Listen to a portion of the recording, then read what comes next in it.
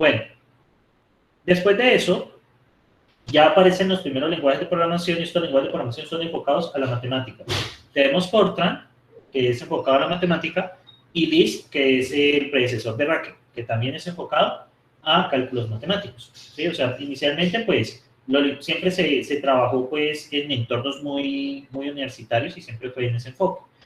Ya después de esto, COBOL marca una gran diferencia, porque COBOL es el primer lenguaje de programación que tomó fuerza. Anteriormente pues hubieron otros intentos que aquí no mencionamos.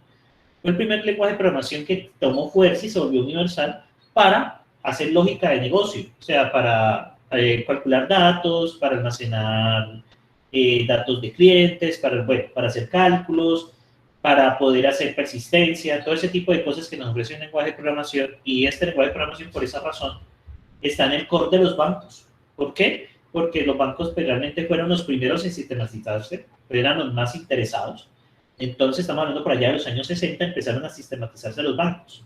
¿Por qué necesitan sistematizarse los bancos? Porque los bancos hacían muchas operaciones y había mucho riesgo de error o de robos, pues sí, utilizando temas manuales. Realmente, antes de los años 60, habían personas dedicadas exclusivamente a revisar la documentación y hacer cruces de salarios, bueno, hacer cruces de movimientos para evitar fraudes. O sea, había personas exclusivamente dedicadas a revisar la papelería.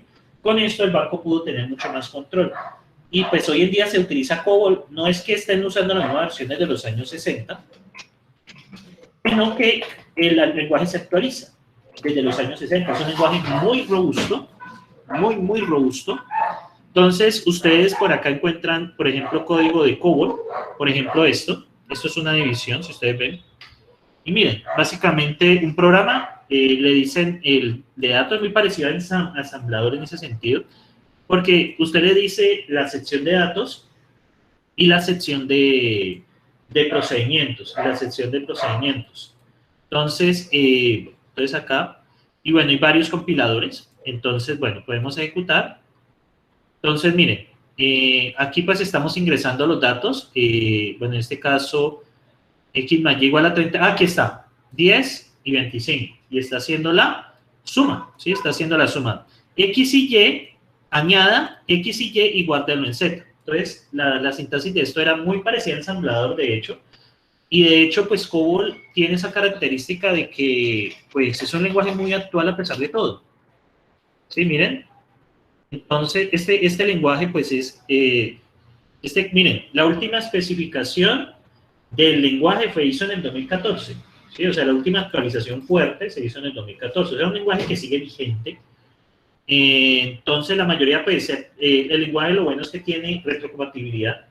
Este lenguaje, pues, tiene esa ventaja. Entonces, actualmente, pues, los bancos, sobre todo, las perspectivas que manejan dinero, y pues utilizan este lenguaje de programación en sus cores y pues no lo cambian porque pues son muchos años de desarrollo y además pues no tiene sentido cambiarlo porque pues es un lenguaje con más de 60 años de experiencia.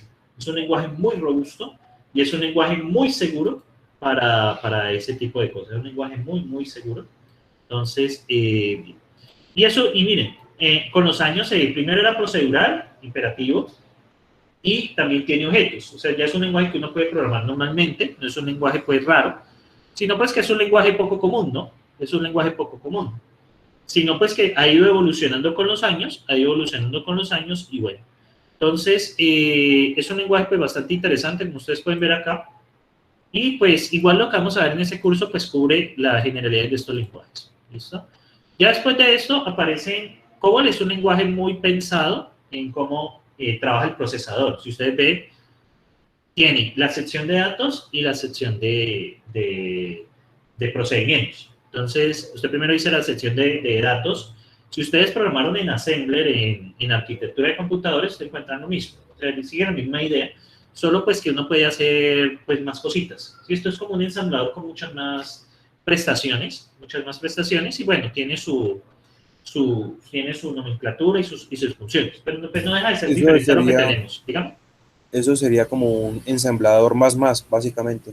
Básicamente correcto, sí. Puedes verlo así, pero enfocado a la lógica del negocio, correcto. Sí, o sea, este lenguaje, pues hay gente que lo sabe hoy en día y esto pues saberlo Pues no hay muchas, no es un lenguaje que tenga muchas plazas de empleo, pero quien sabe esto, pues es bien pago precisamente por la escasez de desarrolladores en Go. ¿Sí? Entonces, pues, no es una mala idea tampoco aprenderlo. Luego tenemos Algol, y Algol pues es el primer algorítmico, o sea que ya tenemos como estructuras de for, tenemos estructuras de whiles. Este lenguaje nació en los años 60, o sea, lo que nosotros programamos realmente nació en los años 60 con este lenguaje. Igual siguen siendo lenguajes enfocados a la matemática, pero pues, y que ya también tiene tipos, ¿sí? Podemos diferenciar enteros, reales. Bueno, tenemos APL, bueno, Simula, CPL, que siguen siendo lenguajes que ya, digamos, estos están enfocados a, por ejemplo, Simula es el primero orientado a objetos, pero pues los objetos allí son muy efímeros. Tenemos BASIC, que sobre este lenguaje BASIC se hizo MS2. De hecho, era basado en IBM y sobre este lenguaje se hizo MS2, el viejo, ¿no? MS2, MS2 es el precursor a Windows y sobre este lenguaje se hizo, ¿sí?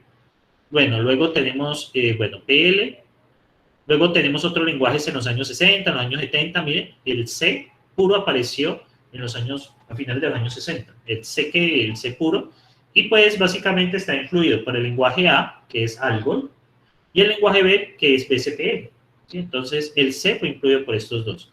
Y por allá en 1970 ya aparece el primer lenguaje fuerte orientado a objetos, que es Pascal.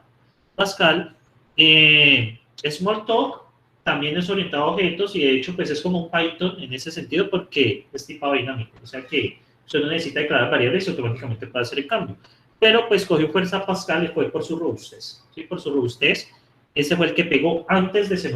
Antes de C++. O sea, cuando ustedes hubieran visto ingeniería de sistemas en los años 80, 70, 70 y 80, hubieran visto Pascal. De hecho, ustedes pueden preguntar a sus profesores que fueron estudiantes de los años 90 y les dicen que ellos saben es Pascal. ¿Por qué? Porque este lenguaje fue el que se enseñaba en ese tiempo.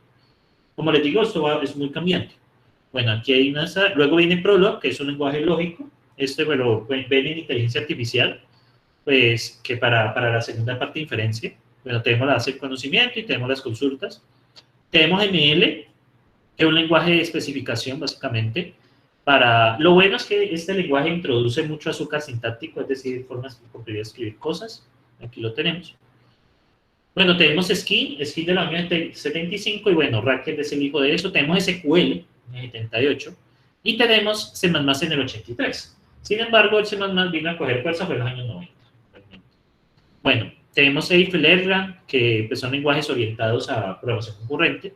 Haskell, pues que aparece en 1990. Tenemos Python, bueno, esto de acá, en los años 90. Python realmente viene desde 1992. Y tenemos C#, .NET, Scala, Factory a partir del año 2000. Nosotros estamos muy concentrados en Java, pues en la enseñanza, aunque eso con el nuevo currículo va a cambiar, afortunadamente. Pues no está mal aprender Java, pero quedarse en un solo lenguaje, eso sí es malo, porque les limita las posibilidades de aprender otra cosa y de pronto buscar en otras áreas cómo ubicarse. Bueno, esto es general. Sobre los lenguajes. Como dije, iba a ser un cuento pues, muy específico. Tenemos los paradigmas. De los paradigmas tenemos declarativo, imperativo, relacional, orientado a objetos, por restricciones, concurrente, orientado a aspectos y orientado a agentes. Nosotros vamos a trabajar declarativo inicialmente, imperativo y orientado a objetos. En el declarativo, ¿qué pasa? Una operación declarativa es independiente, sin estado, o sea que por eso es que no hay variables en esto, no hay ninguna variable. Y no hay ninguna variable, entonces, ¿qué les iba a decir? Entonces, pues, por eso son realmente nombres. Cuando ustedes hacen el bracket define, eso no es una variable, eso es un nombre. La variable no existe. Y bueno, es determinista. No importa en qué parte del código usted llame su función, siempre va a devolver lo mismo. Aquí tenemos algunos lenguajes declarativos. Bueno, tenemos estos. Y también en declarativo, ustedes no les dicen cómo van a hacer las cosas. Por ejemplo, si yo le digo IMGCS, ImagePNG o JPG, al HTML sencillamente meter imagen, pero no le estoy diciendo cómo hacerlo, solo le estoy diciendo lo que quiero hacer. Y lo mismo pasa en XML. Bueno, en funcional, que es más orientado a Racket, entonces, bueno, el concepto de función, funciones como ciudadanos de primera clase, lo que expliqué en la clase pasada, esto. Y bueno, tenemos list, Haskell, Skin, ML, pues nosotros estamos basados en Skin. Bueno, eso no es necesario. Bueno, lógico, básicamente lo que vemos en Prolog, pues que tienen la base del conocimiento y tienen allí la parte de lógica, básicamente. Bueno, imperativa, que es el que usualmente hacemos, que básicamente la asignación y la secuenciación.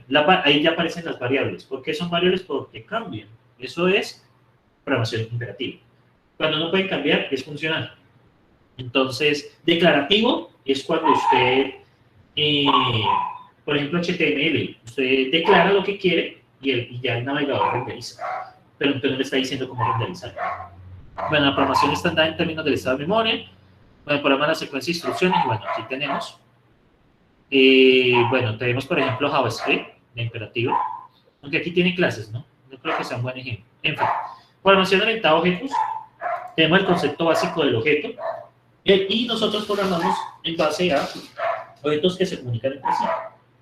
Eso es lo que nosotros principalmente hacemos acá. Son objetos que se comunican entre sí y tenemos básicamente todo el programa se orienta a eso, a objetos que se comunican entre sí. Bueno, concurrente, básicamente se trabaja en teoría de concurrencia y cálculo de procesos, que pues eso es un lado largo. Básicamente es parecido a programación orientada a objetos, sino que nosotros trabajamos con la idea de que hay procesos, hay un conjunto de procesos funcionando y nosotros necesitamos comunicar entre ellos. Y esos procesos son independientes entre sí. Bueno, este Herland, bueno. Tenemos relacional, que es el que utilizamos en SQL, que básicamente las funciones pueden tener una o más salidas. Un select, pues puede tener una sola fila, puede tener 1000 filas. Pueden intercambiarse el orden de las entradas y salidas sin ningún problema. Y hay una selección no determinista. Aunque la base de datos te lo ordena, realmente a la hora de buscar con el select, los datos podrían aparecerse en cualquier orden. ¿Sí? No existe un orden, pero pues las bases de datos hoy en día te suelen mostrar en el mismo orden, como en el orden que están insertados. O en el orden que están ordenados si están usando algún índice. Entonces, el ejemplo de esto, por ejemplo, Prolog y las bases de datos relacionales con esa cosa. Bueno, esto es de Prolog.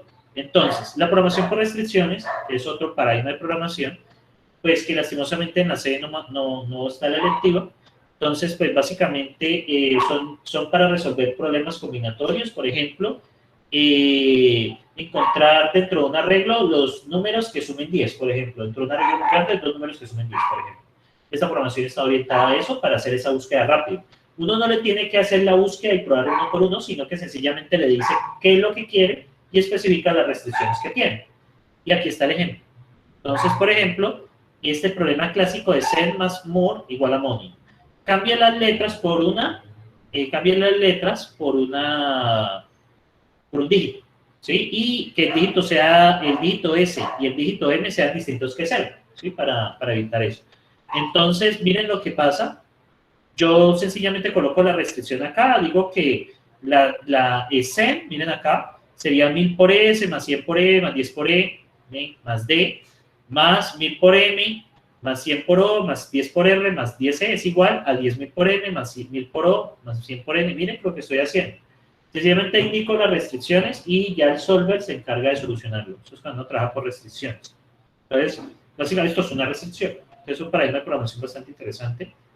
Bueno, orientados a aspectos es básicamente funcionalidades. Es cuando uno está trabajando sobre todo en metodologías donde usted está haciendo desarrollo de pronto incremental o está haciendo desarrollo por prototipos, donde usted quiere como cosas separadas para poderlas editar fácilmente.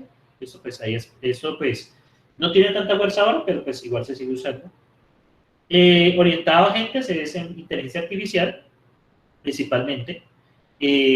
Pero de nuevo pues ya lo estamos haciendo en Python con otras librerías. Esto cogió mucha fuerza en los años 2000, pero ha decaído mucho. En ese tiempo pues los que mandaban la inteligencia artificial era Jake y JSON, que eran librerías de Java para programación orientada a agentes. Bueno, algunos retos, bueno, enfocado en componentes, mejorar la seguridad y énfasis en movilidad y distribución, entonces computación grid, cloud, envíos y etc. Bueno, ¿cuál es la motivación del curso? Se supone que, pues con esto que usted hace, pues maneja el espectro de lenguajes, tiene mayores elementos para elegir un lenguaje. E incrementa la habilidad para aprender lenguajes y nuevos paradigmas. Se supone que a través de este curso se mejora eso, ¿sí? hay que ver, pues, realmente si ese objetivo se está alcanzando o no. Hay que ver si realmente, o sea, si realmente quitando el curso de la carrera había una diferencia en los egresados o no. Realmente, pues, eso es un debate que pues, ya le toca como a cada persona si el curso realmente lo cumple o no lo cumple. Yo la verdad no tengo respuesta para esto porque pues, es muy difícil saber, ¿sí? Muy difícil saberlo. ¿Cómo llega al nivel de lenguajes el estudiante antes de ver el curso y después de ver el curso? Bueno, mejor entendimiento de cómo los lenguajes de programación están implementados, mejor uso del lenguaje de programación que ya se conoce y un progreso general en las ciencias computacionales. Entonces, ese pues, es lo que les quería presentar. Como les dije, era bastante ejecutivo lo que iba a mostrar. No iba a ponerme a explicar pues, esos lenguajes así, sino pues que vean en general que evolucionamos de tarjetas perforadas, evolucionamos de configuraciones de engranes, o evolucionamos de lenguajes que están muy orientados a la máquina a lenguajes de alto nivel.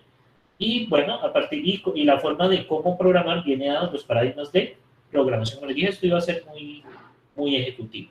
Bueno, ¿alguna pregunta sobre lo que hablamos en general? Lo que hablé en general. ¿Alguna pregunta?